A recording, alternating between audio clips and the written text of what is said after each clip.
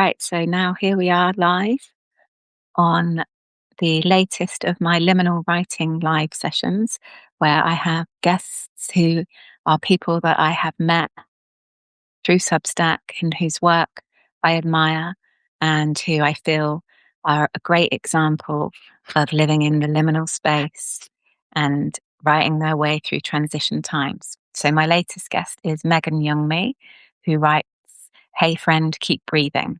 Oh, and she's just disappeared. So hopefully she'll be back in a second. So I'll continue telling you about Megan while she reconnects.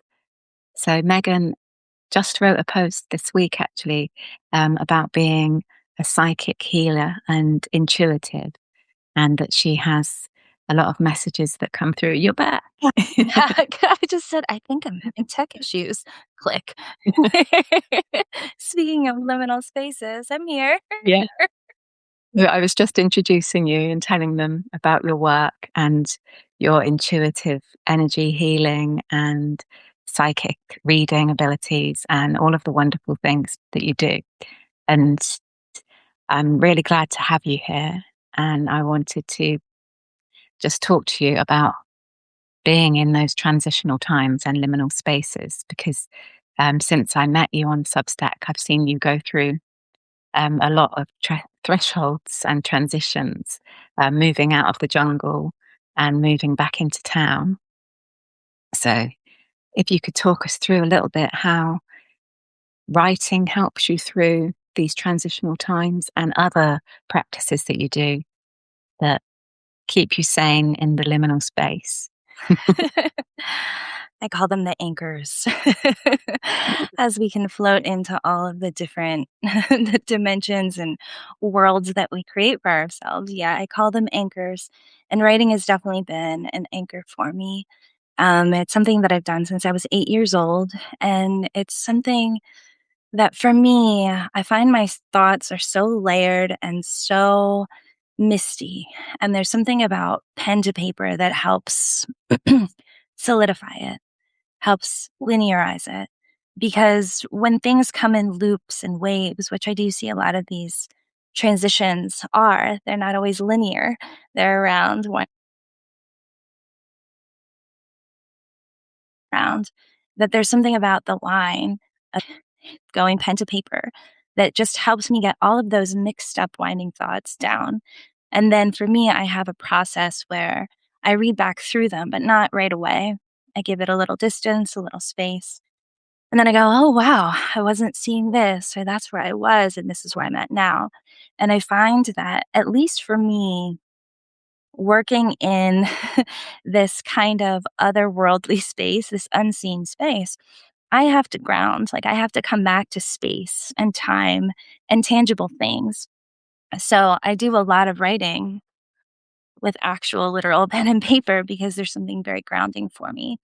So not only Mm. is it helping me gain perspective through transitional times on things I might not be seeing, things I might not be recognizing, because I think that's a lot of the work is allowing things to surface that we might not know on the conscious level.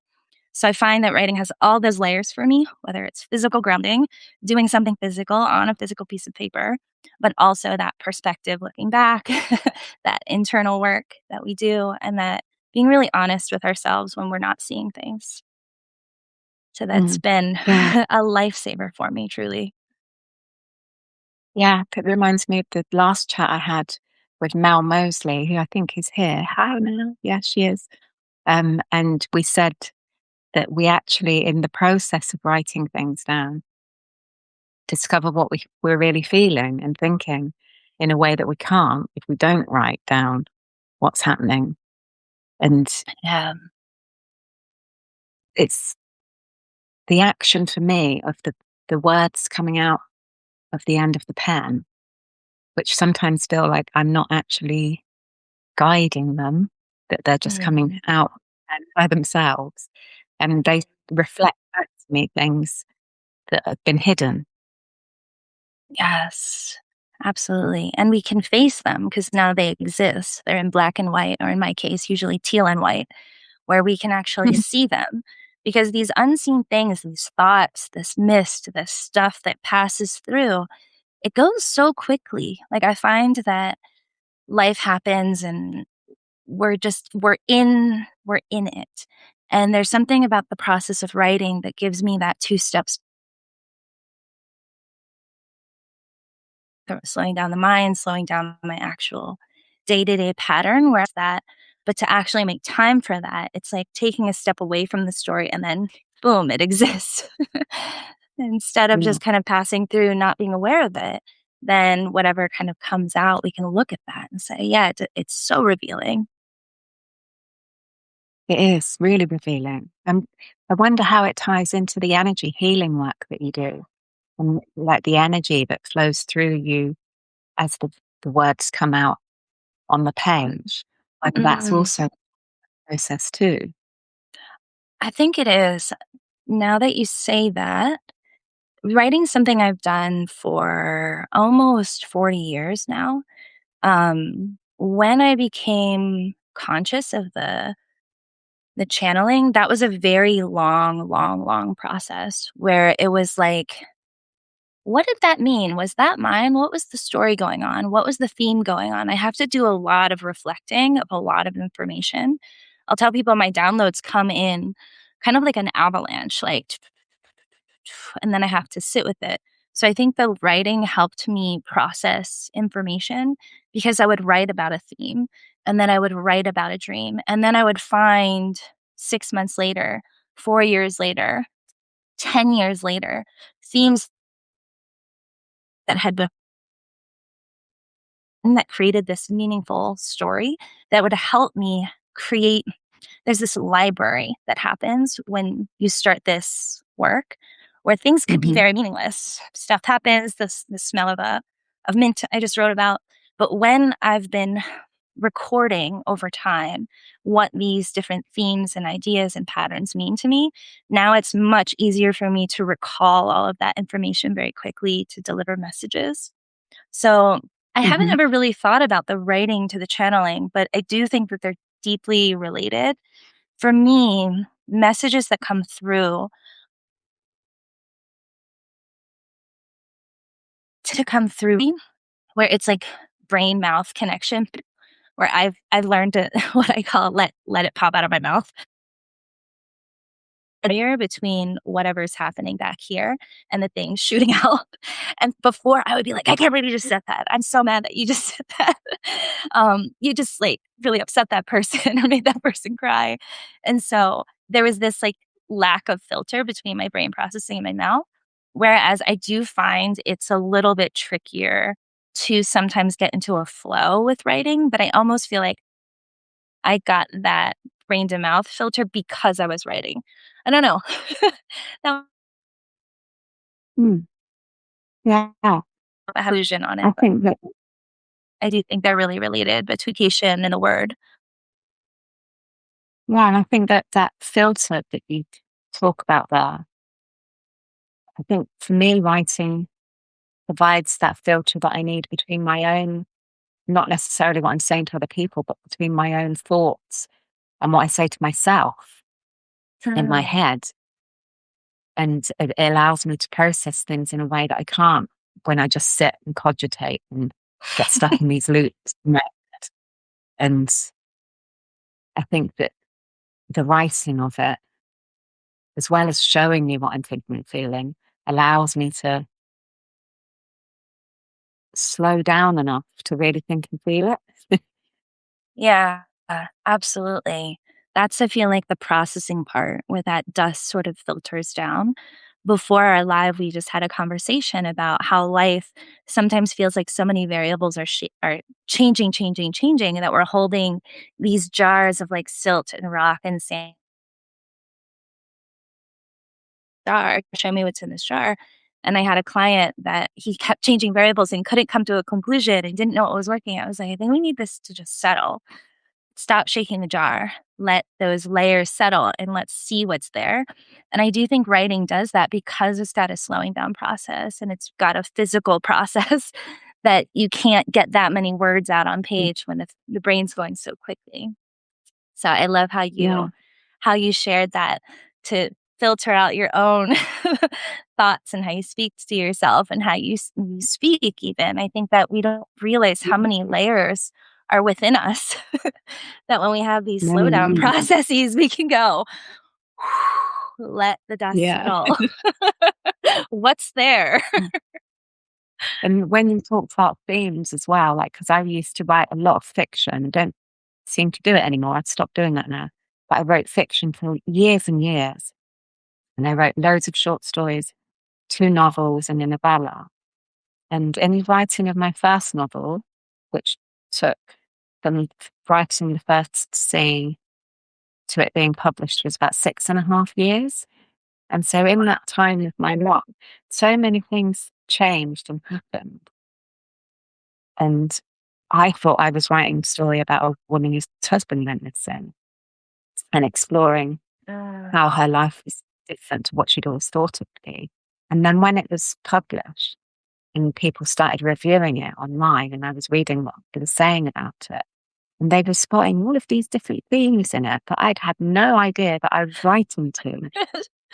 And then Sure. after I sat and thought about it, I was like, oh, yeah, these are things that I need to process for myself in my own life, coming out in these characters that are coming through me.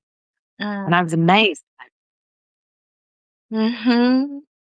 Where are those blind spots and where are those threads that connect the whole tapestry? And sometimes we don't always see them because they're so multi-layered. And so that's a cool discovery that other people were able to reflect those ideas back to you. And Yeah, the purpose of writing is very revelatory for a reader and for ourselves through the process, whether it's the writing itself, the putting it out there, or it coming back around through people's perception and understanding and how it lands for them. I think that's such a beautiful process to share. yeah. And I think it shows how when you write with the intention of it being led by others, but it's not, everyone has this idea of the solitary writer, but it's not a solitary endeavor because Mhm. everyone is groups to it. Yeah, the words are coming through me and I'm putting them on the page, but then I share them and they mean different things, whoever encounters them. Yeah. I saw this this vision download thing about this idea of sacrifice and things not being about you, not being yours. And I heard the word to make sacred, to sacrifice is to make sacred. And I saw this woman just going, it's yours now, it's not mine. And putting it out into the ether, putting it out into the collective, not having ownership Mm, of it anymore. And I think it's one of the things that terrifies people because their story is so close and it's so internal.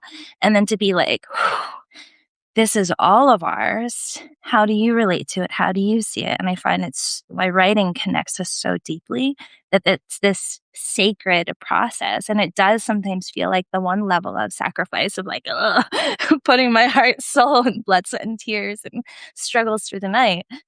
And the part of like to make sacred of giving it out for others, that it's not yeah. a lonely process. It's not an alone thing. It is really for everyone, for all of it. Mm. I think that's especially true nowadays in the way that we've all got to connect with each other online so instantly, and our words can be shared with people around the world with no delay like they used to be. And I think that that connection is growing. And I definitely feel since I started writing on Substack, which is where I feel like all the people like me were hiding out, all the people I couldn't find, and they were there on Substack. Oh my gosh, this family here means so much to me, and definitely it does feel like, "Oh my gosh, there are all of these beautiful souls that care about meaning and willing to be open." I just in my day-to-day life, I might find a couple gems, but to see Yeah, these almost see it as like a grid of light through the world connected through this interweb. I'm actually gonna yeah, pause to make for just a second. I felt the energy go super, super shaky. So if I can have everybody joining in, just take a big, deep breath in, inhaling big, feel that heart expand, soften, shimmy it out. Because, like, a lot of writers here, and we're all on the same page of like, we're putting things out there, we're reading the words of others, and there's this deep connection, but there's this deep vulnerability and fear that comes up through it. And what I'm feeling right now is that as we speak about it, that energy shift of the fear coming to the surface where everybody's getting a little shaky, or maybe I'm getting a little shaky. But if everybody can Mhm. just shimmy it out, because there's a thing of adrenaline that releases through the cellular level by shaking. So I'll notice stuff like that in real time, especially in Mhm. these group lives where I can feel everybody's energy. It's why I didn't want to do these, because I didn't want to be like, stop, somebody has a headache, stop, we need to all shake. But this is part of my work, so I'll just share with you. Okay. And I try to do it in real time because most people try to have this front of, I don't feel that. I'm okay. But I can't and I won't. And I want it to move No. as it surfaces, at least through my body. So Yeah. I invite you to do it, but don't feel like you have to. I feel like that's part of the many problems that we're facing as a species at the moment is that we've been disconnected from how we really feel and expressing it. And like we've had to put on this persona and especially here in the UK, like to talk about how you really feel about things. Whoa, it really upsets people and they can't handle it. Culturally very polite, but putting up those shiny, happy, "Oh, really? Like, very fun." Yeah. And so it's Yeah. not so like, "Yeah, today's really blah," right? No. And I find it really interesting because I just had an interview, a Substack Live with John, who's another writer that's bringing writers together, and the first time I met him, I'm like, "Alright, we're gonna do this, make stupid faces, and then we're gonna shake it out." And he was like, I was so self-conscious. I was so like, "Whoa, hello." And then later I was like, "Oh, hello." But what's interesting is I find that when we let these personas kinda shake off and that we let our cells actually there's these muscles that, like, hold things in place when we're trying to project something, and so I felt that just go through the collective as we're all like, "We want our stories to be heard, we wanna write for a reason, we want our stuff to be supported." And it's terrifying. It's really Yeah. Really. terrifying to put yourself Yeah. out there, and I could just feel that shimmying to the surface, and I'm gonna kinda Yeah. keep shaking it out a little bit, but I find it takes these barriers down very quickly because immediately John and I got into a very, like, deep and profound conversation instead of like, how are you? Good. Yes. How's the weather? Hmm." But yeah, there's also to talk about the UK. There is so much here of like, per- I'm fine, held in that happens that I find culturally that each culture has what I call different pain bodies and expectations of things we think we need to do to survive in the world, be received in the world, be supported in the world. And they become muscle memories to hold it together instead of Yeah. falling apart. So, thank you for allowing me to kind of pause and do a little bit of my work through that. But I was like, "Ooh," all of a sudden my whole body feels tight and shaky, so I'm gonna just let it Yeah. ride. Let it all out. Share it all.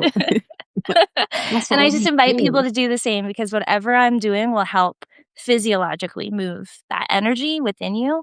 So if you're writing and you're Yeah. sitting at the desk and you feel your whole body clench up, or you're writing and or you're about to post something and you get that like whoo feeling, that can really help move that fear through the body, release it, and allow things to not be held on to later.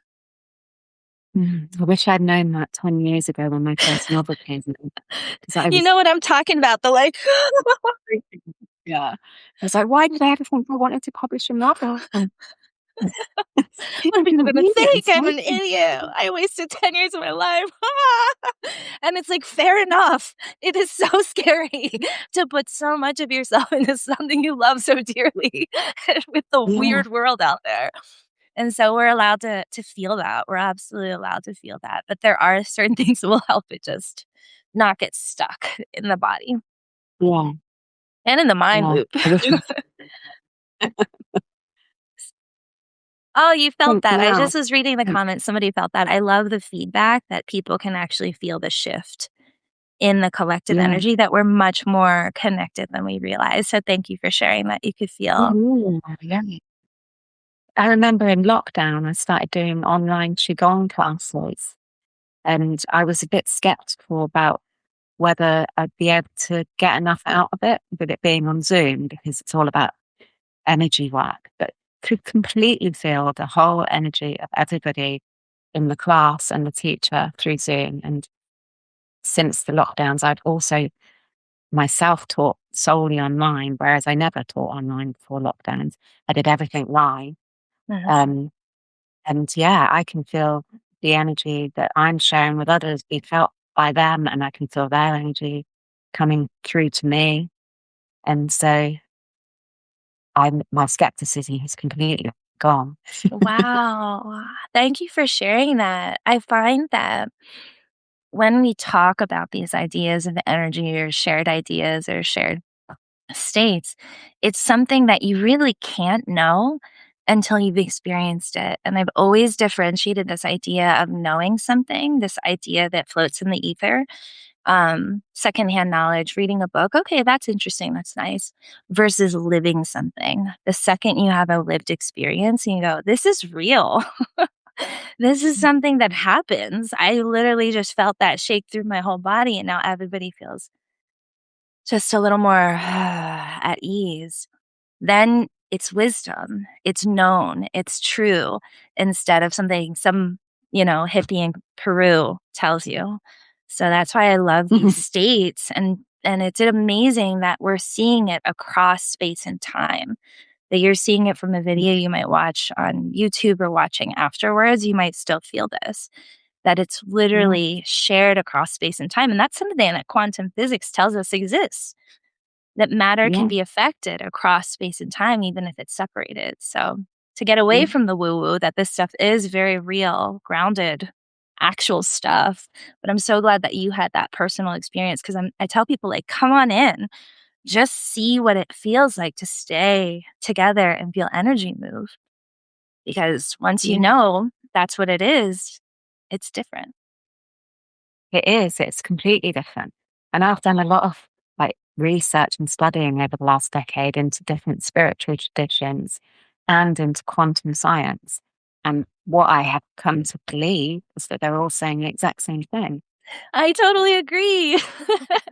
And it Mhm. goes really to Joseph Campbell's work. I don't know if you've read anything about, like, the power of Yeah, myth, yeah, and he's amazing, and he's like, creation, preservation, destruction. All of these different religions have these different ideas of God force, life force. They use different words and different stories and different access points and metaphors, but they're all saying the same thing. That's why yeah, I'll write like life, love, God, like it was infinite ideas. They call it the Tao, the unspoken, can never be named thing. But they're all talking about the same thing, like a living, pulsing energy moving through all of us. yeah. And quantum physics, this idea that um, atoms behave differently when they're watched. And that for me completely ties in with the fact that we're creating our own reality. So what we focus on grows Yeah. and what we ignore doesn't. And so Yeah. the data seems to be woven together and saying it all to support each other, but in different language and feeling like they're completely separate. Yeah. Oh, this crazy illusion though, it's all separate. I write so much, like, we're in this together, literally. Everybody is literally doing all of these things together. What feels so Yeah, crazy and untouchable or shameful in your mind, I bet you hundreds of millions of people have had that exact same thought. We're really in this together, and yeah, it's interesting, the witness and the being watched, right? I think a lot about the witness from within, because a lot of spiritual practices talk to you to say, know yourself, watch yourself, observe yourself, really get to know what's inside and out, right? And now we've got this wild collective of reality television and influencers showing vlogs of their own personal life, and us welcoming you into our homes and into our space, right? we have these ideas of like the outside viewer and wanting to be seen. And then I feel like it's always this reflection of seeing something within yourself. And this loops back to like writing the book, putting it out there, and then somebody else reflecting back themes that you might not have seen. Yeah. Like that's the whole point of this giant mirror that we've created, right? But what's funny about this idea of I want to be seen or I don't want to be seen is that we hide so much from ourselves. We're scared to look at those ugly parts. And I did air Mm. quotes in case this is somebody listening because they're not ugly at all. They're parts that feel dark or in the shadow or whatever, but they're just the wounds of the little kid that just wanted to be loved, that act out and just are looking for attention, right? But it's a funny thing how everybody wants to be seen, but then the second somebody really sees you, there's sometimes that you're like, "Ooh, that feels so uncomfortable. I don't know if I want you to see that part of me." Yeah. And yet, that's the whole point, right? To become our own witness, to become our own observer, to accept it all as it is, and to allow other people to see us as we are with all of it. Yeah. All of it. Yeah. And I s- and study Taoism a lot and read the Tao Te Ching a lot. And that's what has taught me completely that there's the dark and light at all times. You cannot have one without the other. And that's true of ourselves as well. And that there are dark parts of us and there are light parts of us. And that the balance between them is always trying to find equilibrium. Yeah. And some days the dark will be much more prevalent and some days the light.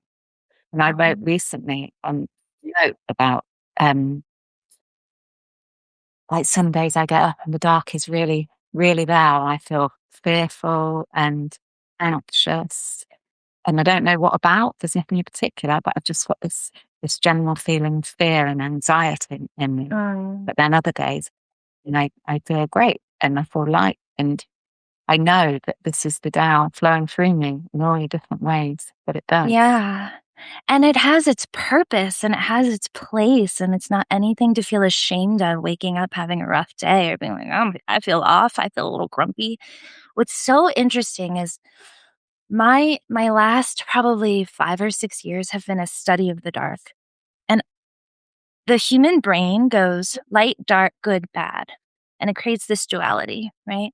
But the thing about the yin yang Mhm. is that they're ever flowing. It's this vortex. There's not even a separation between them. They're ever flowing. And most people looked at the dark as being only bad, only negative. But in Zen, it's actually the feminine, the womb, the seed, nature itself. And so when we can look at the dark and say, what is the dark for? Like, let's say you step out and you're out under the stars. You see all the twinkly lights, you feel inspired, it's quiet finally. It's a time of rest, it's a time of restoration, it's a time of regeneration. And we were talking about this before. Really important is to understand how to work with the dark because it usually feels a little dark to be in the in between. And we were talking a bit about the womb and being reborn and being inside of a vessel. Like it's dark in there. It feels squeezed and tight. That seed before it sprouts has a lot of pressure of all the earth pushing in on it, right? And so there's a myth coming back to Joseph Campbell and the power of myth, because I'm going to wind around this one. There was a constellation called Ophiuchus, who the backstory of it was that he went into the dark cave to slay the dragon, to face his fear. And once he went through that task, he was able to come out with the elixir of life, a regenerated life. That constellation has been taken away from the mainstream, but he went into the dark cave. He did it intentionally. He faced it to go, hey, fear, hey, dragon, what's up? And it went from something that wanted to kill him to something that wanted to protect him. So, like, when we have these dark moments and we label them depression or being off or down, I find that these womb times, these depressive times when things are compressing, they're actually in times of incredible transformation, times when we do need to legitimately rest, and times that we go within, into the dark, into the unknown, and say, hey, what's going on? What is that? And more times than not, it's something that's just hey, I need more space. I need to eat better. I need something. And you're like, and it's a child inside of us going, hey, sweet one, I want to lead you to your new life. I want to lead you to your happiness. But that darkness, we've been taught, be scared of it, fear it, don't enter the cave. And I'll tell people, like, don't enter without a flashlight. Like, if you're going into the darkness, that little yin yang has a dot of light in the black, right? It does. Yeah. You need a flashlight when you enter the dark. And these liminal spaces, these places in between, is it light? Is it dark? Am I inside out? Am I upside down? What am I even feeling? What am I thinking? More times than not, we go to judgment. I shouldn't feel like this. There's something wrong with me today. Instead of going, hey, darkness, Yeah. What have you I come to show me? love you. It's nighttime. It's winter. These are all the symbols of darkness. These are not bad things. Nighttime helps us stay alive. If you don't get enough sleep, you go crazy and then die. Like, thank you, nighttime. Thank you, darkness. Thank you, womb that is holding me. Thank you, earth underneath me. Thank you, inner world, for wanting to shine light on something within me. If we can start to see the darkness itself and see the shadow itself as actually just, hey, that exists for a reason. I'm sure it's full of treasures. It's guarded by a dragon, but it's full of treasures. That's where we find the empathy. That's where we find the illumination of like, oh my gosh, what have I been doing? Yeah. So I say, let's give ourselves a dang break when we wake up and have those weird days or we feel like we're going into a dark place, that they're part of life and they can absolutely be used. But more times than not, if we give that nurturing that darkness is asking for, the mother, the feminine, I love you as you are. Okay, you're tired. Okay, you feel a little burnt out. That's okay. I got you and I'll stay right here with you until you feel safe and then you can tell me what you need. And I find that that's the difference of being like deeper into the hole, lost in the dark, of being like, hey, I love you. I'm here with you. It's nighttime. Yeah. It's sleeping time. We're not going to get a lot done today. Maybe we're going to cry all day. That's okay. Yeah. Instead of just also either going deeper into the dark or just turning around and running away from it and distracting yourself so that you don't have to deal with whatever the dark has come to show you, Yeah. And even which if I you do think is grace really, with that, even if you want to run away, grace with that, because of course you want to run away. Everything yeah, in your past has given you an experience. This is scary.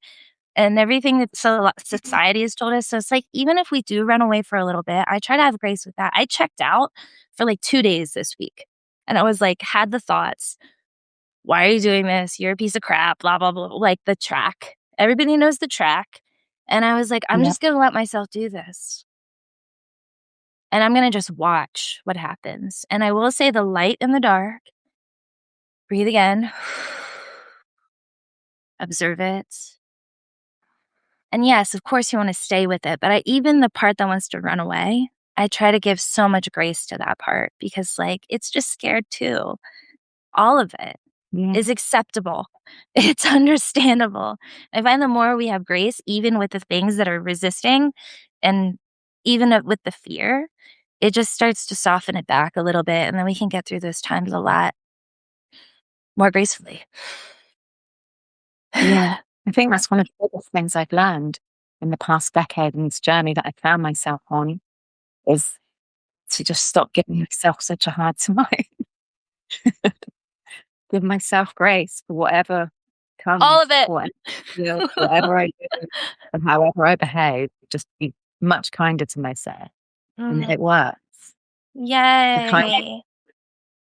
the kinder I get to Oh, everyone else, gosh, we and it really deserve helps. it. The kind you give to everyone else. I find so many empaths, they find it so easy. "It's okay, you're going through it, I love you." And then the second we have a downtime, we're like, "You should Mhm. be," and you're like, "Whoa, whoa, whoa, I'm a human too. I'm a dot in the collective of divine too. I am worthy Yeah, too." We have to remind ourselves, and that's okay. But I yeah, find of so course. many of us sensitives and writers, we're like so, cruel and brutal to ourselves, and I'm so grateful that Mm, more people are seeing, like, what is self-compassion? Like, I would hear love yourself, self-compassion, but, like, what are these actual practices and the feeling of that in real time? Because that's the hardest time to go. yeah, it is. I used to sit on my patio, I still do sometimes, when it would just, go into the depths. And I would just sit and I would rock myself like a baby.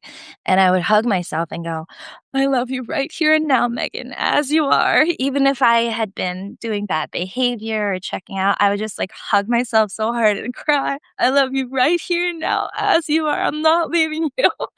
And just those were like the really hard moments. But there's millions of tools. But I find that beyond we should all have self-love and self-compassion, like, that's a nice word, but, like, what does that actually look like? And usually it's a mess. I'm gonna eat the brownie.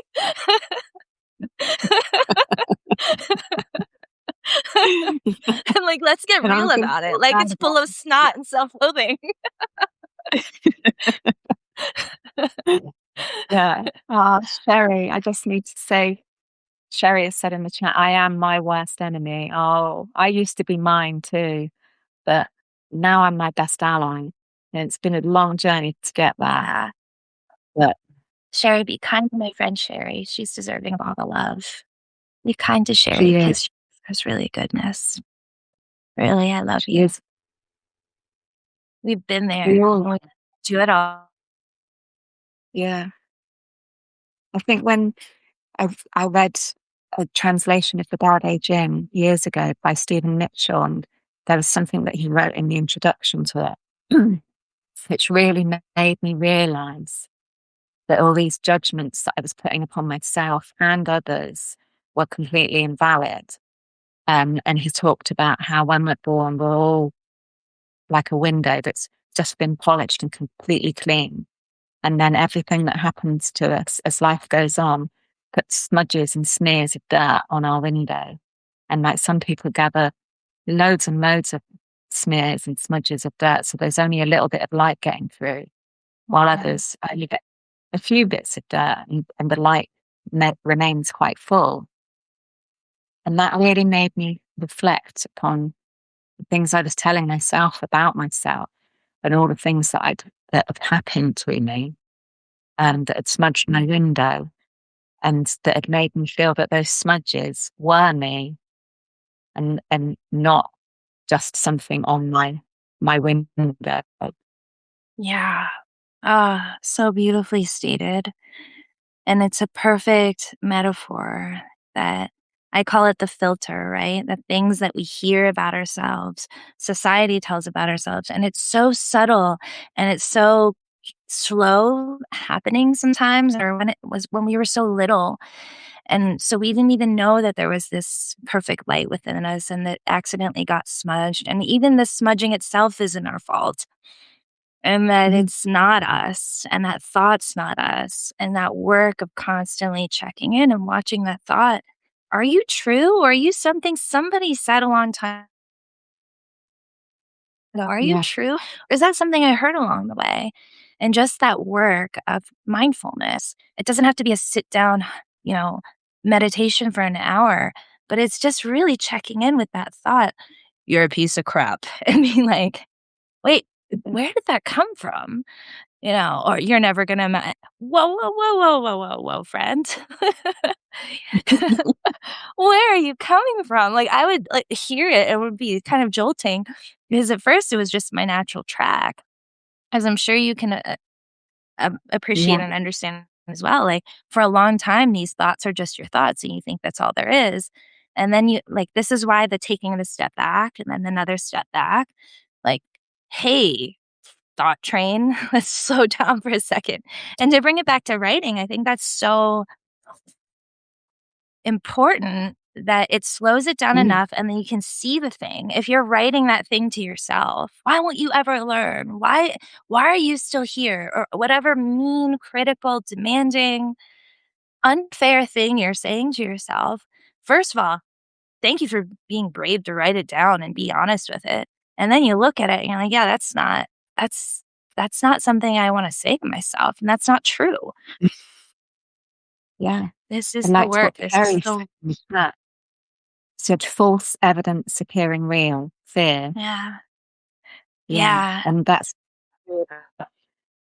like all the things we tell ourselves in our head about ourselves and all the stories we make up about what might be happening in the world and how that's going to impact us. And we're all storytellers here on Substack. Most of us are here writing and telling stories. And I think the stories that we write inside our own heads are the ones that we really need to start editing, giving them a good edit. Yeah. Let's look at it from this perspective. Let's read it out loud. Whoa. That's not true. I wouldn't say that to anybody. Why do I say that to myself? That's super mean. Yeah. I don't deserve that. The little child, I have like a couple pictures on my desktop. One is me, and then one of me as like an old woman. As I think about, how would I talk to that little child? And I have my little boys running around. And so they're always a mirror to me of like, how am I speaking to my inner child?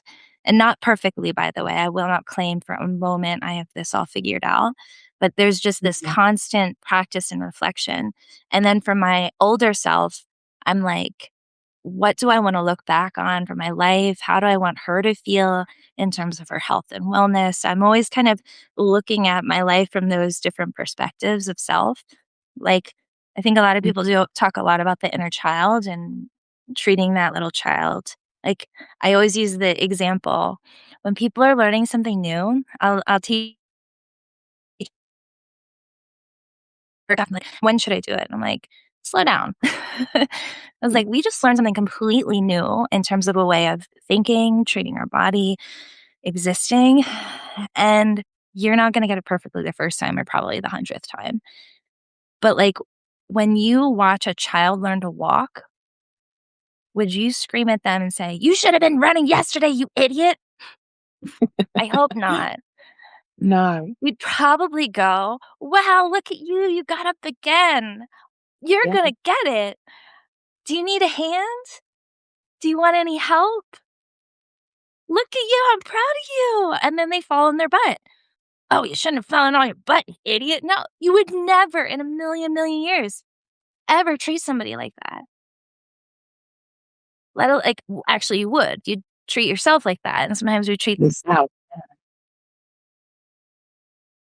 that. But I can see there's an easy access point to see a 1 or 2 year old stumbling, super cute, bouncing on their butt, plonk.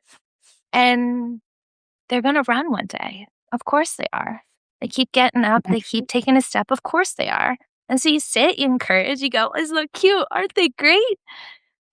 So whenever you're learning this new way of being, which is a totally new way of being, we're talking millennia of these old patterns existing. Think about the momentum. We were talking quantum physics, but physics, the momentum of an energy force going, gaslighting is normal, lying is normal, cheating is normal, stealing is normal. Like these things exist in the world in normalcy.